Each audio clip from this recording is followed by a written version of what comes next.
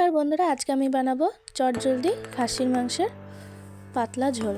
তো আমি ফার্স্টে ম্যারিনেট করার জন্য মাংসগুলোকে লবণ, হলুদ, আদা রসুনের পেস্ট আর দই দিয়ে ভালো করে ম্যারিনেট করে রাখছি।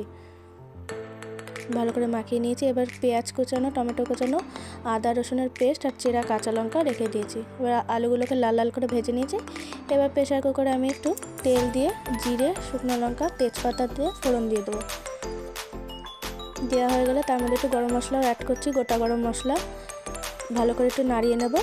নাড়িয়ে নেওয়ার পর ভাজা ভাজা হয়ে গেলে এবার আমি পেঁয়াজ দেবো, কুচানো পেঁয়াজ। ভালো করে পেঁয়াজগুলোকে যতক্ষণ ডিপ ফ্রাই না হবে ততক্ষণ ভেজে নেব। দেখুন আমার পেঁয়াজ ভাজা একদম কমপ্লিট। এবার টমেটোগুলো দিয়ে দিয়েছি। তো এবার পেঁয়াজ বাটা,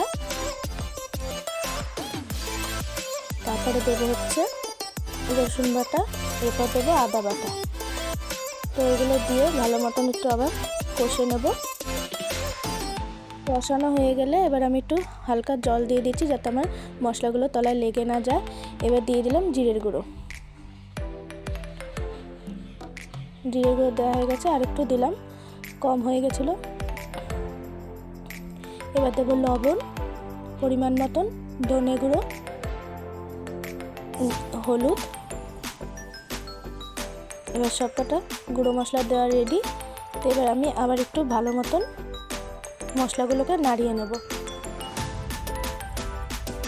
তো দেখুন এইভাবে ভালো মতন একটু কষিয়ে নিতে হবে। এবার আমি মাংসগুলো অ্যাড করছি। তো সব মাংসগুলো দেওয়া রেডি। এবার ভালো মতন কষিয়ে নেব। দেখুন মাটন একটু ভালো মতন কষাতে হয়, যেহেতু মুরগির মাংসটা চটজলদি আমাদের কষানো হয়ে যায়, সেক্ষেত্রে মাটনটা আমাদের একটু ভালো মতন কষিয়ে নিতে হয়। তো আমি একটু ভালো মতন কষিয়ে নেব। তো কষানো প্রায় অনেকটাই হয়ে এসেছে। এখন তেল ছেড়ে দিয়েছি। এবার আমি মিট মশলা আর গরম মশলা দিয়ে দিচ্ছি, সাথে একটুখানি গোলমরিচের গুঁড়োও অ্যাড করেছি। এটা তোমরা স্কিপ করতে পারো চাইলে। তো এবার সব কটা গুঁড়ো মশলা দিয়ে আবার ভালো মতন কষিয়ে নেব। ভালো মতন কষাতে হবে যাতে পুরো মাংসটা থেকে তেল ছেড়ে দেয়। এবার ভালো মতন কষিয়ে নিচ্ছি আমি। দেখুন কি সুন্দর মাটনগুলো আমার কষানো হয়ে গেছে অনেকটা। এবার আমি আলু অ্যাড করে দিচ্ছি, আগে থেকে ভেজে নিয়েছিলাম। তো ভালো মতন আলুগুলো অ্যাড করে দেওয়ার পর আবার একটু ভালো মতন কষিয়ে নিতে হবে। কষিয়ে নেওয়ার পর যখন এরকম শুকনো শুকনো হয়ে আসবে তখন আমরা এবার জল অ্যাড করে দেবো।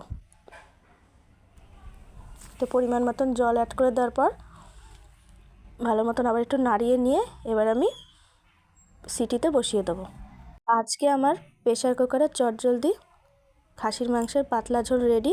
তোমরা চাইলে বাড়িতে এইভাবে বানিয়ে নেবে, ভালো লাগবে। অবশ্যই ভালো লাগলে একটা সাবস্ক্রাইব করে